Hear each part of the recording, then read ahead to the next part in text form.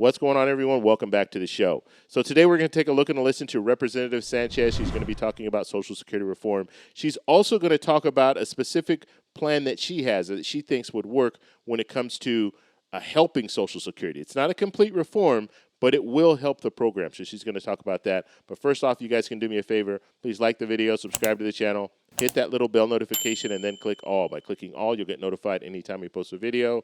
We do daily videos here, so by clicking the bell notification and clicking all, you should be getting updated every day.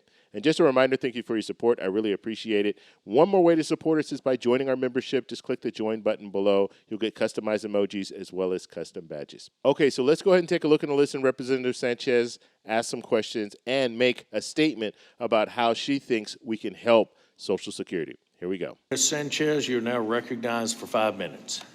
Thank you, Mr. Chairman.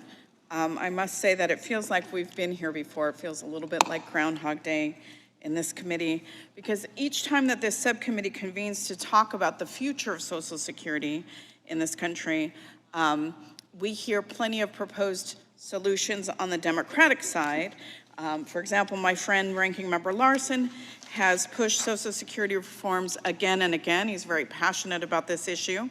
And his plan, Social Security 2100, would increase benefits across the board, repeal WEP and GPO, and make Social Security work better for every American.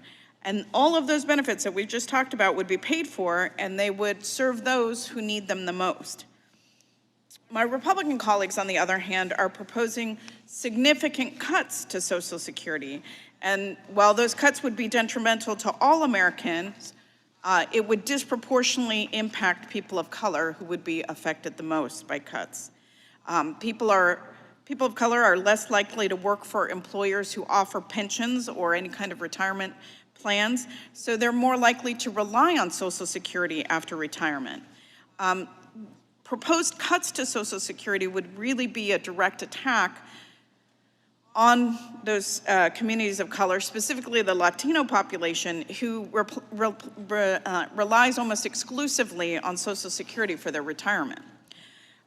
Once again, we are hearing talk about Republican plans to cut benefits, and in stark contrast, the Democratic plans, which are to increase benefits for those in need. I very much appreciate our witnesses coming here today to discuss this issue. Mr. Hudson helpfully outlined what this subcommittee already knows, that the combined trust fund will hypothetically be depleted sometime after the year 2035. Everyone on this dais knows that this is a problem, but the real disagreement comes in how do we fix it? I hear my colleagues across the aisle maintain that, slashing Social Security benefits or privatizing Social Security and raising the retirement age is somehow going to benefit Social Security as a whole, and I disagree with that.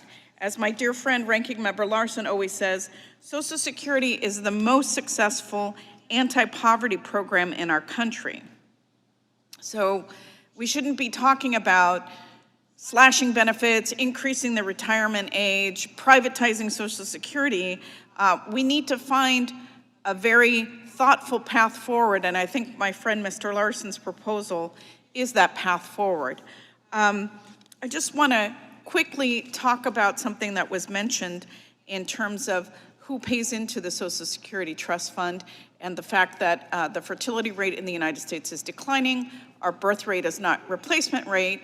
But there is one potential avenue for finding the workers that we're going to need in the future if our economy is going to continue to grow and if we're going to keep the Social Security Fund solvent, and that is immigration and immigration reform.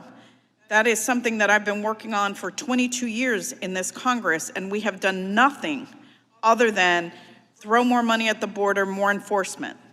If we provided pathways to citizenship for people like dreamers who were brought to this country when they were children, have never known another country but this, they want to work, they want to pay taxes, they want to pay into the system. If we were to increase legal pathways to citizenship, I think our Social Security Trust Fund would be in better shape. Is there anybody on the panel that disagrees with that? Okay, that's what I suspected. And yet we cannot get traction for a comprehensive overhaul of our broken immigration system so that we will have the workers of the future that we're going to need if we want our country's economy to continue to grow. I have nothing further other than to say, you know, it's a little disheartening when we have a system right now where a professional baseball player who earns millions of dollars in a season hits the Social Security cap in their first at-bat of the season, and for the rest of the season does not pay into the Social Security Trust Fund. I think if we could balance that out to make a little bit fairer for everybody, we would find some revenue to extend the livelihood of the Social Security Trust Fund. I don't understand why that proposal is not one that my colleagues on the other side of the aisle are willing to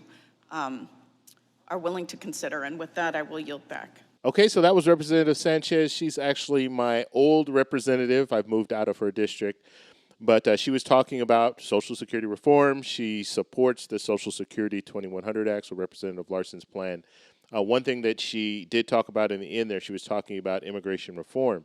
Now, this is something that we've talked about before on this channel. When it comes to immigration reform, if they were to reform immigration, that would also help when it comes to Social Security benefits.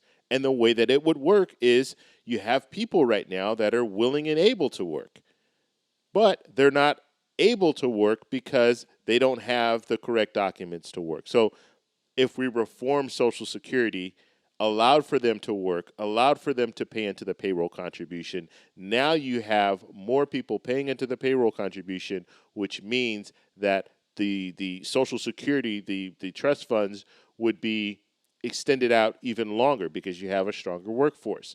She talked about the fertility rate is declining. And so we're going to need more people that are of age to work because we have the fertility rates dropping. And so it's important that we have some type of immigration reform. And so this is not the first time that I've heard this. I've heard some other lawmakers say the same thing when it comes to immigration reform. If we were to do that, it would provide more money for the Social Security Administration so they'll have to pay out benefits. Another thing that we need to think about, right now, you do have immigrants that are working, but some of them are working under the table. Some of them are working cash only. So they're not paying into a payroll contribution. And so you can correct that by reforming immigration. And you're not going to have these people that are working under the table that are just getting cash only and they're not contributing. So they're not contributing 6.2%. And guess what? Their employer's not contributing 6.2% because their employer's just giving them cash. So that's a huge problem. So hopefully we can reform immigration as well, but Social Security definitely needs to be reformed, and that's why you see that support for the Social Security 2100 Act. So if you guys have any questions, let me know down below. If you like this video, please give me a thumbs up. Please subscribe for more, and I'll talk to you in the next one. Bye.